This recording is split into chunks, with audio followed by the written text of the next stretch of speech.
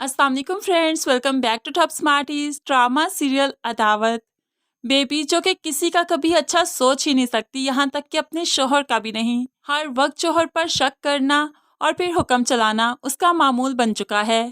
शोहर को तरक्की करते हुए भी नहीं देख सकी। तभी तो इंसार जिसने दिन रात लगा दी प्रोजेक्ट पर काम करने के लिए ताकि प्रोजेक्ट उनकी कंपनी को मिले, लेकिन बेबी ऐसा नहीं चाहती, इसलिए प्रोजेक्ट की सारी फाइल सारा डाटा ही डिलीट कर दिया। और ये सब करके वो बहुत खुश है, उसे जरा भी नदामत नहीं कि वो क्या कर रही है।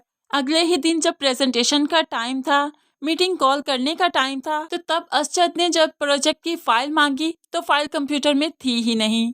अब यहाँ पर तो इंकसार बहुत ही हैरान हुआ कि आखिर फाइल कहाँ गई। तो असजद का भी सोच सोच कर बुरा हाल था कि तुमने किया तो किया क्या, जब काम नहीं करना था तो मुझे पहले ही बता देते, तुम पर मैंने भरोसा क्यों किया।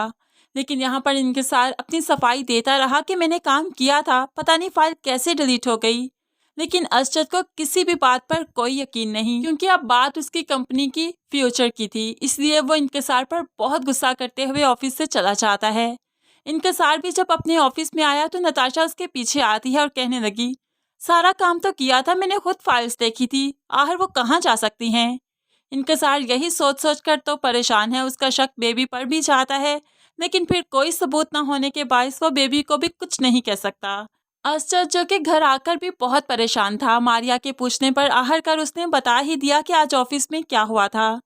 तभी मारिया का शक अंबर पर जाता है कि शायद अंबर ने सब कुछ किया हो, क्योंकि बेबी पर तो उसका भी शक नहीं जा सकता। लेकिन फिर अंबर का नाम भी वो क्लियरली नहीं लेती, यही कहती है किसी अपने की साजिश होगी। जरूरी नहीं कि इंकिसार भाई झूठ बोल रहे हों, वो झूठ नहीं बोल सकते, लेकिन किसी अपने ने ही कोई साजिश की है, ये काम तो किया है किसी ने। दूसरी तरफ अब फाहद भी अरीबा को बहुत अच्छे से बेवकूफ बना रहा है। उसे बताने लगा कि पुलिस को सीसीटीवी फुटेज मिली है जिसमें मैं झगड़ रहा था और उसके बाद गोली भी चली। तो अरीबा बहुत खौफजदा हो जाती है, वहां पर तो मैं भी थी, मैं भी उस फुटेज में दिखाई दी होंगी, प्लीज पुलिस को संभाल लो, ये बात रेहान तक नहीं पहुंचनी चाहिए। अब तो फाहद अरीबा की बेबसी का खूब अच्छे से फायदा उठाएगा और अरीबा भी इसके हाथों कठपुतली बनती ही रहेगी, क्योंकि वो रेहान से बदगुमान होने लगी है। रेहान जो कि तस्वीरें देख रहा था, अचानक ही सोबिया की तस्वीरें भी सामने आ गई, तो उसे अपना हसीन माजी याद आने लगा। तो अरीबा भी जो पास आई तो अरीबा को इसकी बहन के बारे में बताते हुए कहने लगा, सोबिया बहुत अच्छी थी, बहुत एहसास करती थी। लेकिन अरीबा को अब गुस्सा आ गया और कहने लगी, मैं तुमसे तुम्हारी प्रेम कहानियां सुनने नहीं आई, प्लीज ये बातें मेरे सामने मत किया करो।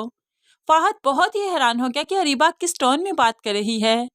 और फाहद की माँ भी जो यहाँ आई तो वो भी अरीबा को देखकर परेशान हो गई। लेकिन अब वक्त आ चुका है कि अरीबा अपना असल चेहरा ही सबके सामने लाएगी, क्योंकि वो हकीकत में जो भी है रेहान को इस बारे में तो पता ही नहीं, लेकिन अब जाकर रेहान पर अरीबा की सारी हकीकतें ही खुलेंगी।